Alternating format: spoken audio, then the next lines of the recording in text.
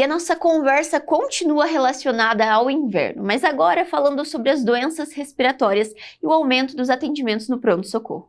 E para falar sobre os cuidados preventivos que a população pode adotar, convidamos o Dr. André Schier, que é coordenador do pronto-socorro e também diretor clínico do São Lucas Hospital Center. Seja bem-vindo novamente ao São Lucas 24 Horas, doutor. Obrigado. E hoje nós vamos falar um pouco mais sobre as doenças respiratórias e um pouquinho antes, eu gostaria que o doutor começasse explicando pra gente a questão da sazonalidade, que é algo recorrente e que explica também um pouco mais sobre as doenças que a gente vai falar mais pra frente. Então eu gostaria que o doutor começasse explicando sobre essa questão do tempo, dos períodos do ano em que acontecem mais ou menos alguns tipos de doença. Explica pra gente, doutor. Eu imagino que às vezes as pessoas devem se perguntar por qual motivo a procura no pronto-socorro às vezes é tão demorada, tem tanta gente, e por outras vezes você vai no pronto-socorro dá a impressão de que está tudo parado e não tem quase ninguém, né? Tem muita relação com as doenças sazonais, como foi falado.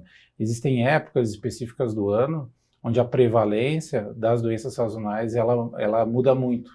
Então, para citar como exemplo, a gente tem, por exemplo, as arboviroses, a dengue, a chikungunya, que tem um período do ano específico, que normalmente vai de fevereiro até abril, maio, onde tem muitos casos em função do calor, em função da presença do mosquito, da dengue, né, da transmissão. E agora, entrando no inverno, a gente tem o pico das doenças respiratórias, né, especialmente as doenças virais, né.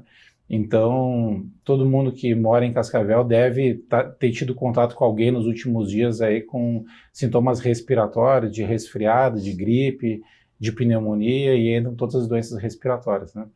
Então, nós temos períodos no pronto-socorro onde a gente tem picos de prevalência dessas doenças e elas acometem assim, a intensidade, a variabilidade, ela muda muito conforme o ano, né? Tem as doenças diarreicas também, que normalmente na época do verão tem uma quantidade maior.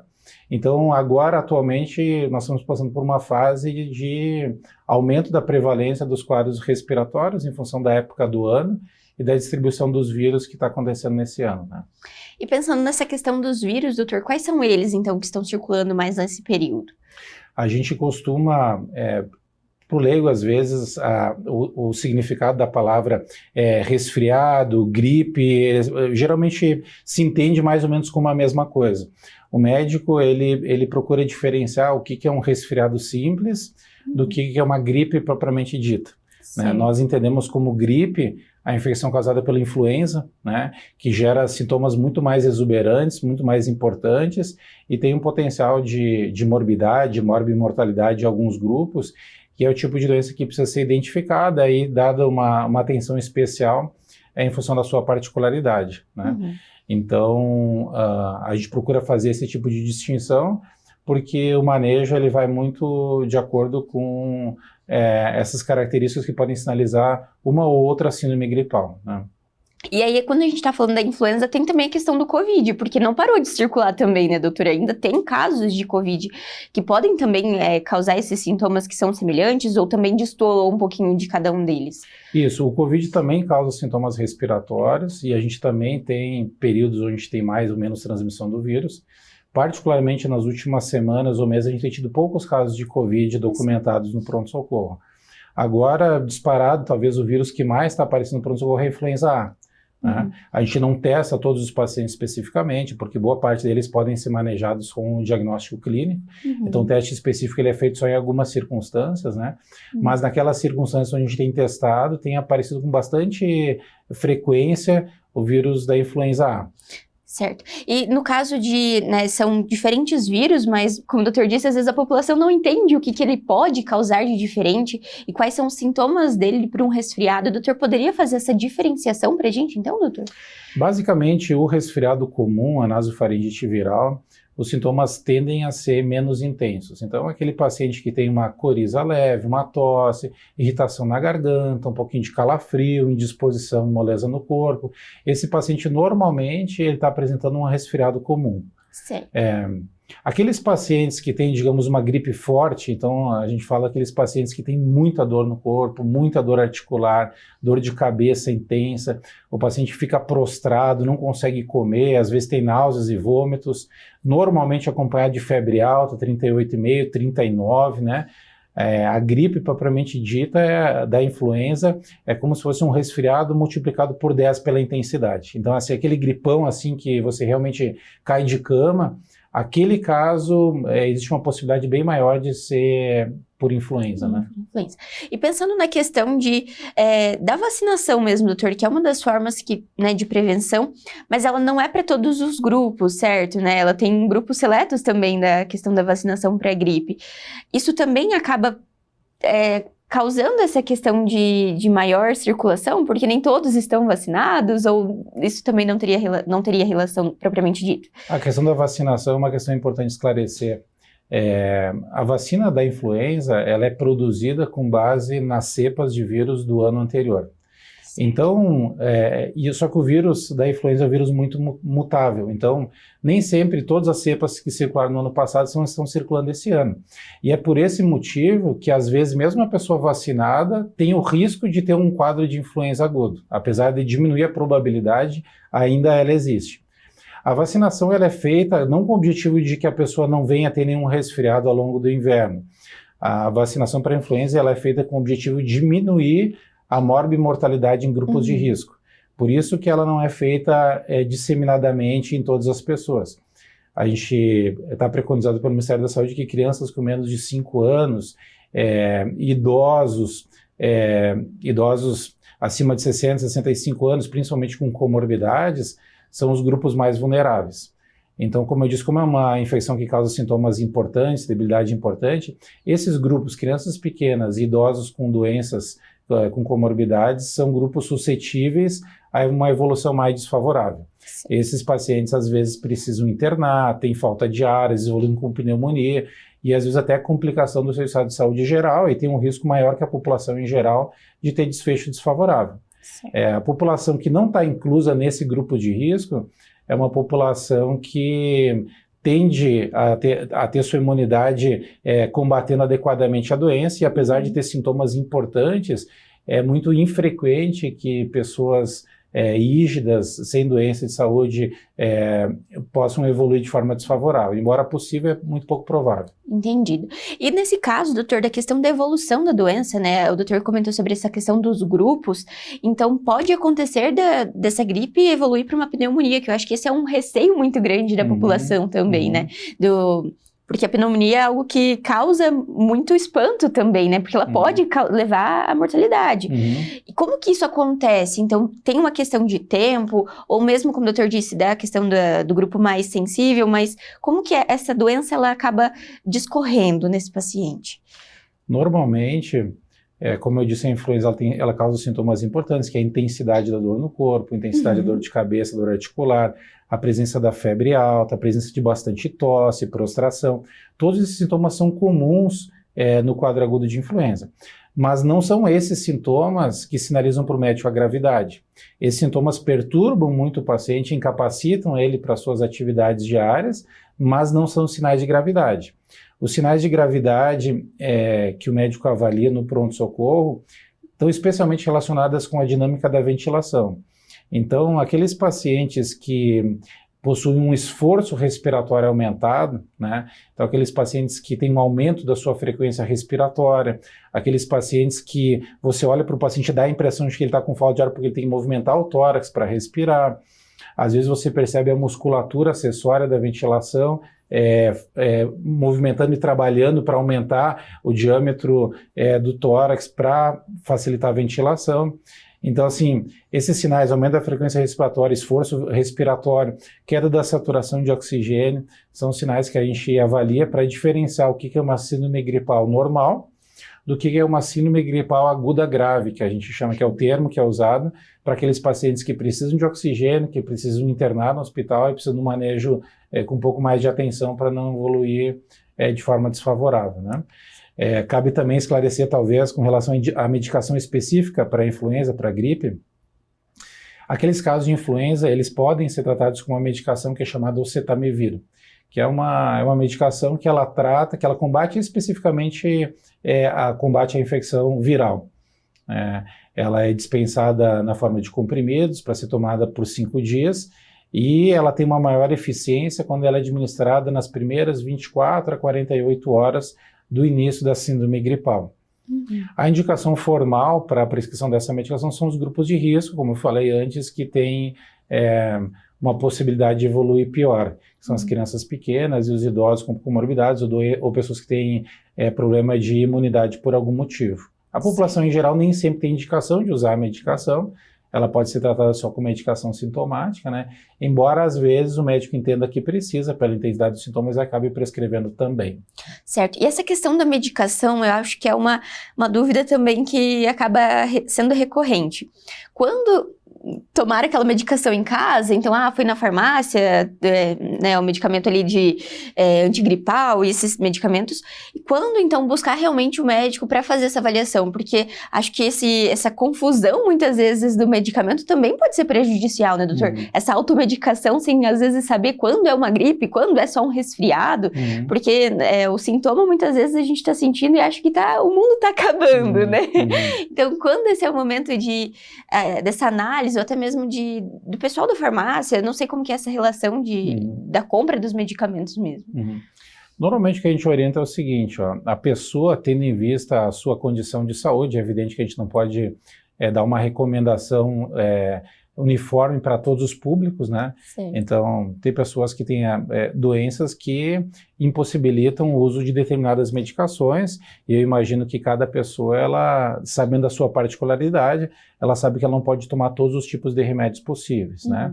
Normalmente, a pessoa, pelo menos algum analgésico, um remédio para dor, alguma coisa mais simples, normalmente a pessoa já está acostumada a tomar, ela sabe aquilo que ela pode tomar, que quantidade, aquele remédio que ela, vez por outra, ela toma quando tem sintomas leves.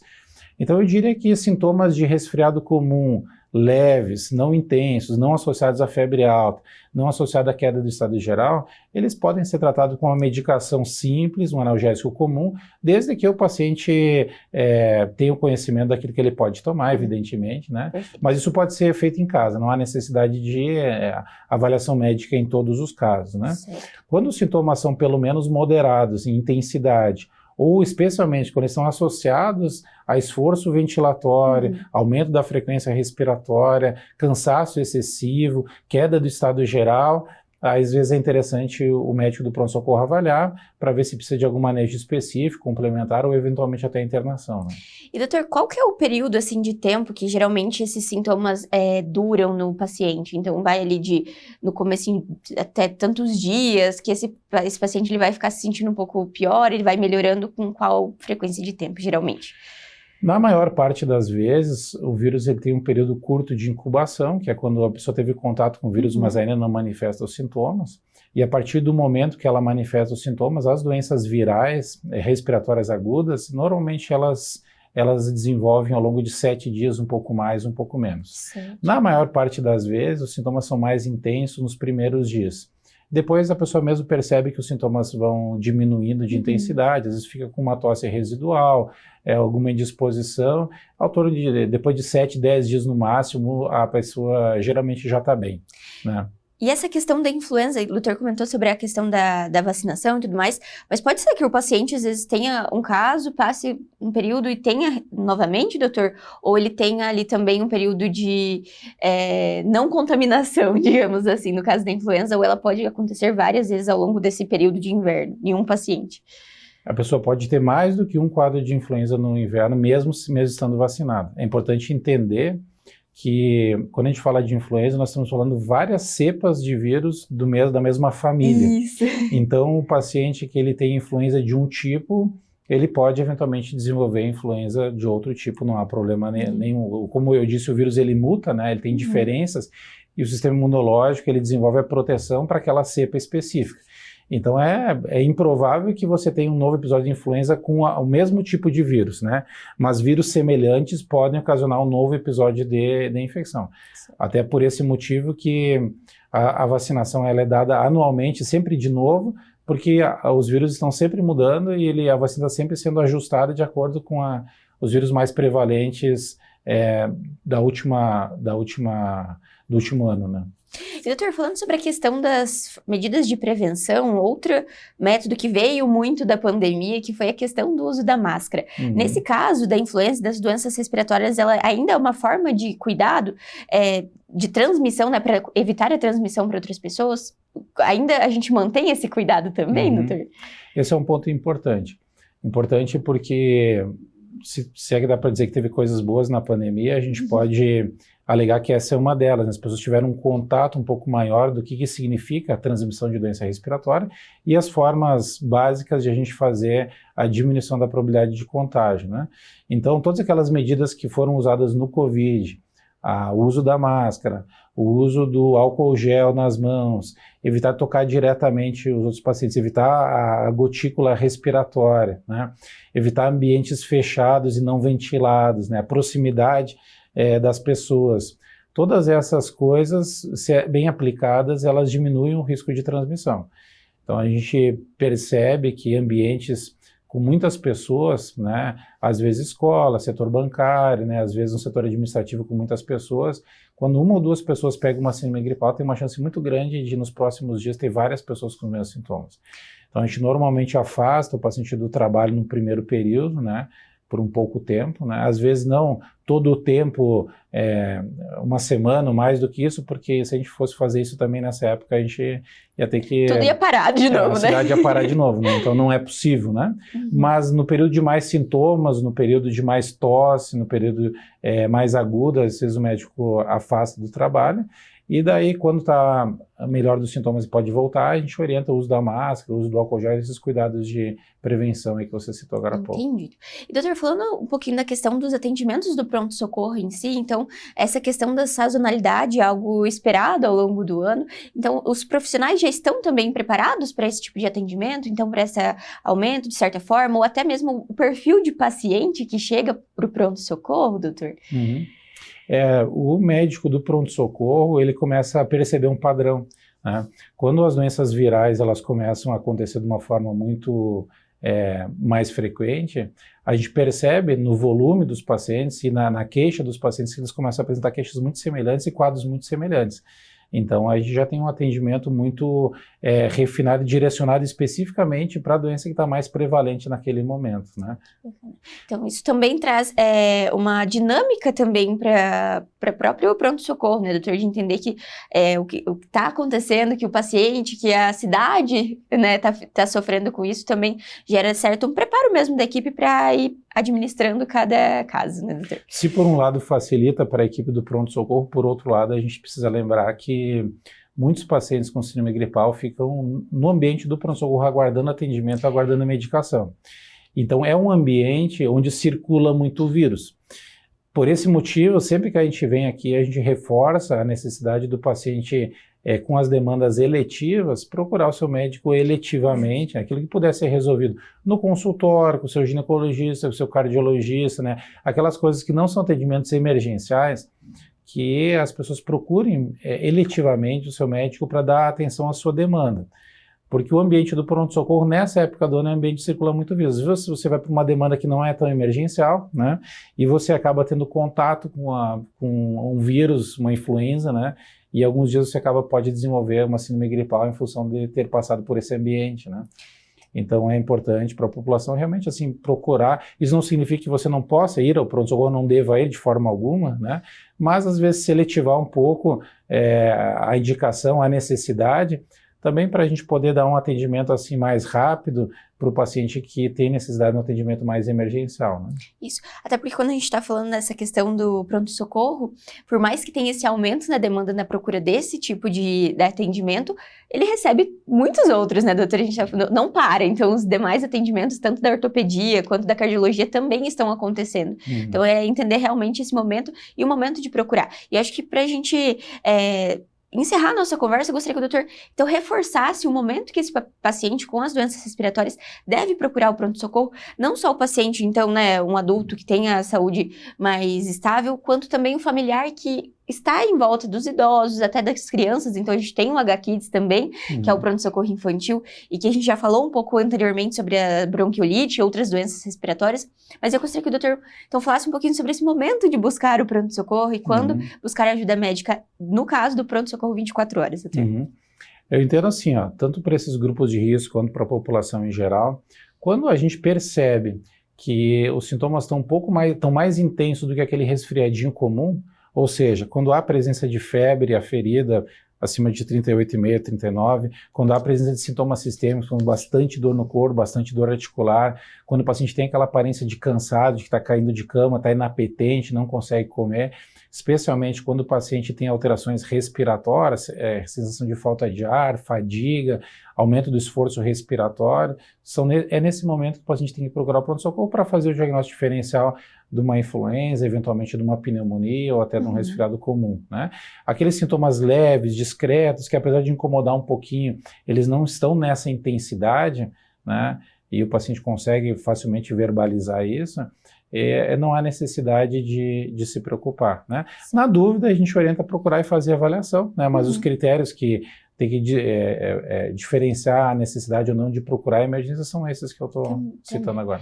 Doutor, só um pouquinho, né, para complementar também a questão de pacientes, então esse paciente, mesmo que ele tenha esses sintomas, não necessariamente todos os pacientes vão ficar internados também, né, que acho que é outra dúvida de quando esse paciente vai ser internado, quando ele pode voltar para casa e fazer o tratamento em casa, esse acompanhamento, porque também tem diferença nesse caso, né, doutor? A gente sabe que é muito de paciente para paciente, mas eu gostaria que o doutor explicasse um pouquinho sobre isso também. A gente acaba internando a menor parte dos pacientes, são poucos que ficam internados, né? Os que ficam internados são aqueles que a gente na avaliação clínica entende que eles podem ter sintomas moderados a severos e eles podem evoluir com necessidade de oxigênio, com necessidade de fisioterapia, com necessidade de algum tratamento complementar sintomático, né? Ou aquele paciente que tem várias comorbidades, né, e que a síndrome gripal, a influenza, é mais um dos problemas, além de todos os outros que ele já tem. Então, esse paciente tem um risco maior de ter alguma outra disfunção orgânica em algum outro sistema que pode comprometer a saúde como um todo. Então, tudo isso é avaliado pelo médico, né? É evidente que a gente só mantém internado no hospital aqueles pacientes que têm algum critério de gravidade e que há necessidade. Às vezes o paciente tem bastante sintoma, mas ele não tem sinal de gravidade, então ele precisa de repouso, ele precisa de hidratação, ele precisa de medicação sintomática, mas ele pode ser tratado em casa, o que acontece com a maior parte dos pacientes. É mais ou menos como a dengue, né? A dengue a gente atende muitos pacientes, mas a grande maioria dos pacientes com dengue a gente maneja em casa. Alguns critérios de gravidade fazem a gente internar um ou outro paciente, que pode evoluir pior, mas percentualmente a grande maioria acaba sendo tratada em casa. Que bacana. E também outra dúvida que surgiu é a questão do antibiótico, né? Que acho que também, por mais que o doutor explicou muito sobre a questão de ser um vírus, então não necessariamente vai entrar com antibiótico, né, doutor? Acho que é outra dúvida. Porque às vezes o paciente chegou, mas o doutor não me passou o remédio, ou acha que não é aquilo, mas também tem as indicações para cada tipo de vírus, qual que é o manejo, como o doutor disse, correto, né? Na verdade, assim, como o paciente ele tem muito sintoma, normalmente ele chega no pronto-socorro ansioso para ter uma medicação que rapidamente vai resolver o problema dele para ele poder voltar para as atividades, para a família e para o trabalho dele. Isso é muito comum. Mas o quadro viral, o que vai dar a cura para o paciente é o tempo. A gripe, ela vai curar com o tempo, né?